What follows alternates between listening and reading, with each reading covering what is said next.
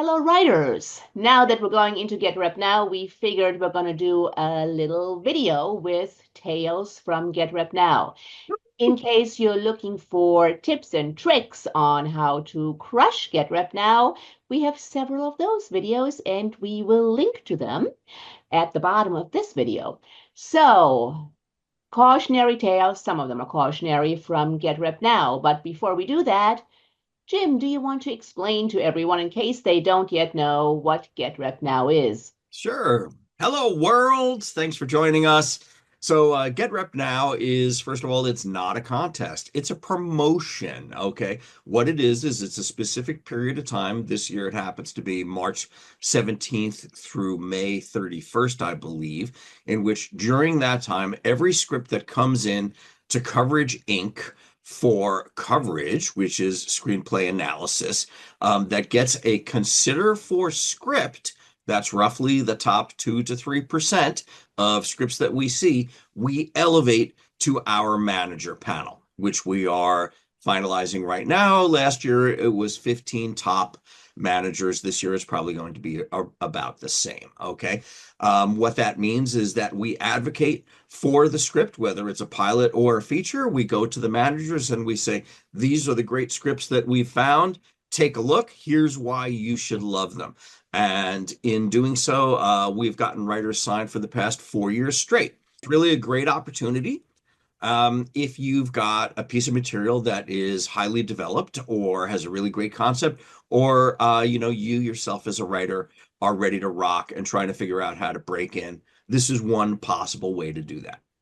All right, so let's go into Tales from Get Rep Now. Anna, do you have any favorite stories? I actually enjoy Get Rep Now. It's a little crazy because we do get so many scripts in, but I it's always wonderful to see something really really good coming in. What we do see is a lot of scripts that are good but not quite there yet, and we'll send back notes. And one of the good things that we do about Get Repped is that you can resubmit your script after you've rewritten the note, after you've rewritten it based on notes. But what we see a lot of is people who just go through and they fix a few typos and then they send it back in again without getting to the meat of what was wrong with the script, and then they're surprised when they don't get the consider that they're looking for. So I think that the first thing that I would say is to just be aware that if you get back big notes, do the big notes, because our readers are really good about finding things that aren't working in the script, and we really don't like anybody wasting their money or their time sending the same script over and over again if they haven't really done all the work to get it where it needs to be to move ahead. But Anna, doing big notes is hard. Doing big notes is very, very hard. It's very hard, but unfortunately, like we're the easiest you're going to get in the industry. This is not an easy industry, and I strongly feel like the harder the notes, that if you can get through our notes now, then you can get through anybody's notes later down the line. I like to say with just a little bit of snark that the notes are not optional. What I mean by that is, whenever we get coverage back, we always like look at the stuff and we go like, nah, I'm not going to do that because, and mostly the ones we say that are about our stuff that, like Anna said, they're hard. It's the hard stuff. The easy stuff is like, oh, okay, fine, I'll fix that. I'll throw in this comic here, whatever. Oh, this character, I got the name wrong on page 37. Everybody can fix that stuff. That's great. Do that. But the hard stuff is the easiest to gloss over. And that's the script's never going to improve unless you embrace that you do have to kind of like, roll up the sleeves and get in there. Yeah, I think the note that we give most often in Get Repped and outside of Get Repped is actually with pilots, and that we come away from the pilot not knowing what the series is going to be because the pilot only gets us to the starting line, and so we give the note.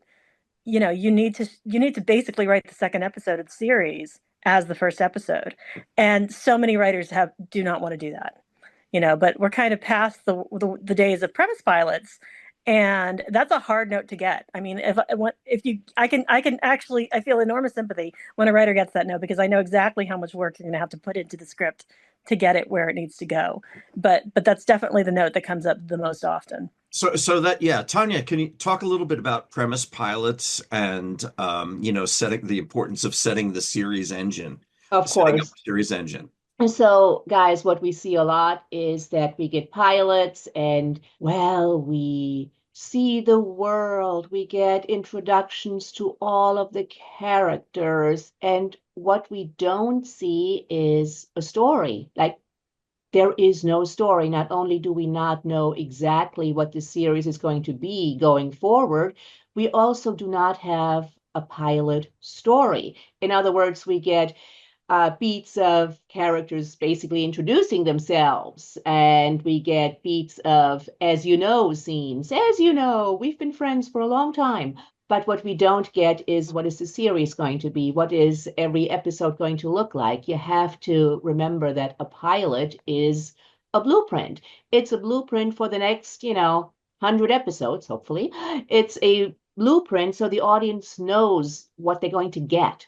So I've got a story. And so this involves, I think it was maybe even year one of Get Rep Now, which is 10 years ago already, where we had a fellow great writer. He was a very good writer who got a consider.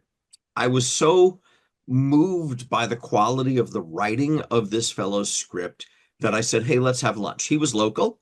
And so we went to a cafe on Wilshire Boulevard and we sat down, we had lunch, and I was talking to him not only about my enthusiasm for his writing, but also, as I said before, the notes are not optional. And, while he got to consider, there were definitely some big notes in there, some structural things that just did not work. And so I just wanted to impress upon this guy, hey, you've got about a month until we send the script out to the managers, so please embrace the notes, do the notes. I think you've got a better draft in you. And he was incredibly pleasant and friendly and smiling. And, it was a wonderful lunch. And at the end of the day, he says, I just want to let you know, I think the script is great as is. I'm not going to do any of the notes. So thank Mhm. you very much for lunch. And I go, okay, well, let's roll the dice. And of course, I knew exactly what was going to happen. So we sent the script out to the managers, and the response was exactly what we thought it was going to be. Great writing. We love the writer. Is the writer willing to do any work on the script? And the answer was no. And of course, the guy didn't even get a meeting. Yeah. And so, being malleable, that's part of the game as a writer. Again, I guess this mutates into a cautionary tale. I mean, how could it not? But yeah, and this isn't the first time we've seen this, sadly. In fact, as recently as this week, we encountered another variation on this theme. So just kind of putting that out there, folks, you may not necessarily agree with the note, but if someone's bumping on it, at least have a hard look at it and say, well, maybe this is something I should address in some way, shape, or form. There's something here that threw this person off. Right. I mean, it's not all doom and gloom, though. I mean, I do think that it's such a great opportunity for writers. But I think one of the best things about Get Repped is that we do offer multiple opportunities. If you have the time and the energy, we run for months, and you can send your script in more than once, which is really rare. If this were a contest, that would not be an option. So that ability to kind of take your script, fix what's not quite working, and then send it back in again for another shot. We've definitely had people who were considers in the past the second time around. They sent their script in the first early in the season, and then they sent it again later in the season with a completely different outcome. So I think that don't give up is really the big thing there. And the other big note, of course, is to make sure that you have something else. That's a Don't big have one. just the one script, please. Please don't just have the one script. Have So, Yeah. other talk, scripts. so talk a little bit about that. Explain the importance of the 1-2 punch. This is a cautionary tale about me. This will be good. So when I was a very young screenwriter, I won a contest, and it was not a contest I had expected to win, but I won anyway, with a big budget period epic that Was a lot of fun to write, and I'd sort of written it on a dare, and suddenly found my name in the trades, and I was getting meetings left and right, and I was completely unprepared for this because I had written nothing else. So I sat down, and everyone I talked to was like, "Oh, you wrote this beautiful script. That's great. We love it. We love you. What else do you have?" And I had absolutely nothing to say to that because I had not anticipated winning this, and I was unprepared for the fallout when I did.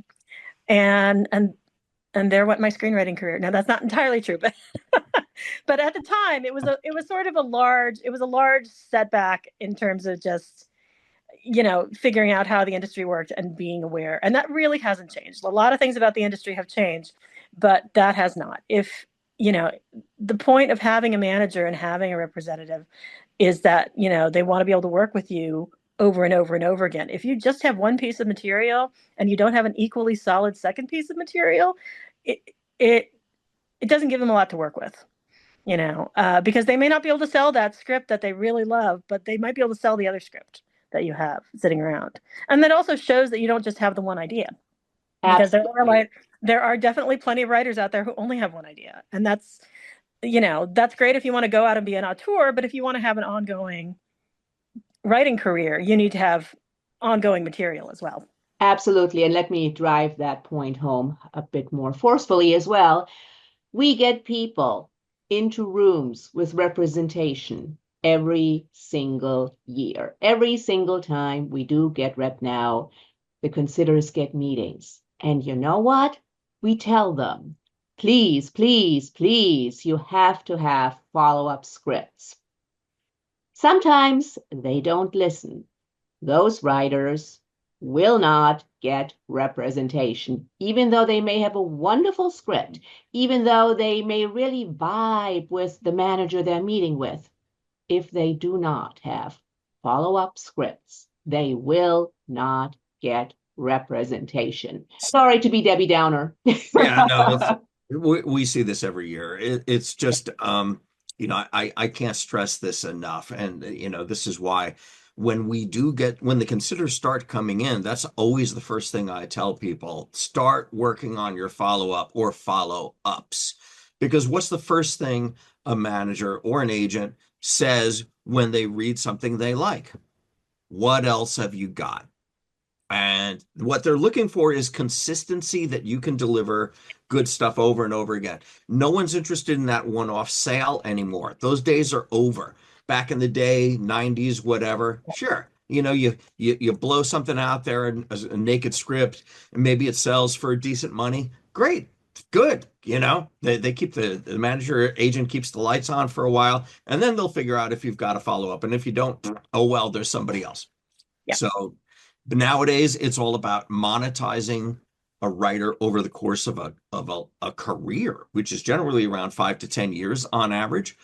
That's not just commission from one sale, that's commission off of many sales, as well as writing assignments that they want to put you up for. So always be thinking about having other things, because you know what's going to happen. They're going to say, I really like this, but there's always a but. There's always a reason why they can't sell or send out the script they're looking at right now. Oh, so-and-so script, so-and-so movie just came out. It's got some of your themes. We can't touch that right now. Or this is too political, or whatever it is. But they like the writing. What else have you got? Yeah. Don't go in there and go, well, I have a horror, I have a drama, and I have a Western. Right. Don't do that. Sometimes writers think, oh, I have to show representation, how versatile I am. Oh my God, no. No, but I think there's a bit of there's a caveat to that though too. You can have a little bit of range. It just has to make sense, and they have to know how to pitch you. Is basically what it is. Exactly. I mean, if you have a horror and then you have a thriller, right, or a dark drama, or a thriller comedy or something like that, or yeah. But basically the way it works, they sign you off of, okay, I can pitch this person as the action gal. Oh, she writes fantastic action. Once you're in, you can branch out once you're in, once you consistently get work, once you consistently make money for your representation, feel free to branch out with a new spec that might be a departure from what you've done before. But um, when you first break in, look, nobody wants to think. They want to know who you are, what you can do, and how to pitch you. It really comes down to the voice too. If you have a certain voice and that's what you become known for, that becomes your brand, then people are expecting whatever else you do to have that same voice. And like Anna said, there could be a little variation in genre. That's fine, but they want some sort of consistency of product. And so one thing I kind of want to hit a little harder is a lot of writers don't seem to embrace that they should always be learning. They feel like they've achieved a certain, level. Maybe they're consistently getting quarterfinalist placements or even semifinals, or maybe even won a few things, which shows that you're moving up. You're definitely ascending. That's great. But a lot of writers think like it's insulting to suggest, hey, maybe you should bring some friends over and everybody sit around and read the script out loud and workshop the dialogue. Or maybe you should get in a writer's group and, read your pages aloud with people, or take a class. Like, they get offended when you say that. And to me, this is just insane. Like, your dialogue's never going to improve if you're just reading it off the computer screen or your laptop or whatever. You have to hear it spoken aloud, particularly by others with what they bring to it. And so we recommend this to people all the time. And the pushback that we get, it's like, this is not insulting to suggest that you should continue to learn. Right. I mean, I think a lot of writers just don't realize that even professional writers have writing groups, and they take workshops, and they get their asses kicked by their writer friends who read their stuff and shred it. I mean, this is not something that ever really stops. I mean, you need some kind of mirror or reflective body that's going to show you what you've actually put on the page. You can't. It's good to have people to give you feedback. It's good to have people to shred things, and then you can really tell if it's bulletproof or not. Take some acting classes. Those are also helpful for all writers, I think. Tons of free resources out there, just on YouTube and TikTok. We've got 150 TikTok up there. Or take a class at your local community college. How wonderful to have to write a certain amount of pages every week. It's like, oh, shoot, Wednesday's coming up. I got class. I better crank out 4 pages this afternoon. That's what people are expecting. This is, a lot of us need deadlines. I'm one of them, So do it.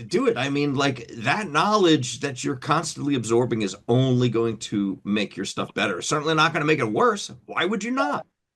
Yeah, agreed. And I do think that we do get a lot of writers who are upset that we have offered the opinion that maybe they're not perfect yet, which is unfortunate, because I always think, give me the notes. Don't tell me it's good. Tell me what's wrong with it, because that I can do something with. So great. Yeah, and so to leave you with a final thought, nobody's perfect. No. Nobody's perfect, but let's just also add, none of our considers that we send to the managers who have gotten repped are perfect either. And that is an important takeaway. Look, you can get something to a certain point where it's great, people love it. That doesn't mean that every problem is solved. Look, there's more development that's going to happen even after you get signed. Right. We had one person, I'm not going to name, who we got signed, I guess, 3 years ago, who was working with their rep, and they're still developing that same script. It's been, and this rep is just absolutely amazing. They've done, I don't know how many drafts. It's got to be at least 6 or 7 with this person. And, finally, the last I heard was the rep was actually, shopping the script around and looking for foreign money to make the thing on the indie side. So even after you get repped, that person still did a bunch more scripts with the manager. And guess what's going to happen once you bring a director aboard? That's actually a good final point too, is that I think a lot of people think that just getting the manager is the end point. And really, no, it's the beginning. That's the beginning of all the hard work. Like everything you do before that is hard enough, but it's just going to get harder. So it's a good thing to sort of keep in mind as you're going forward with your writing. Right on.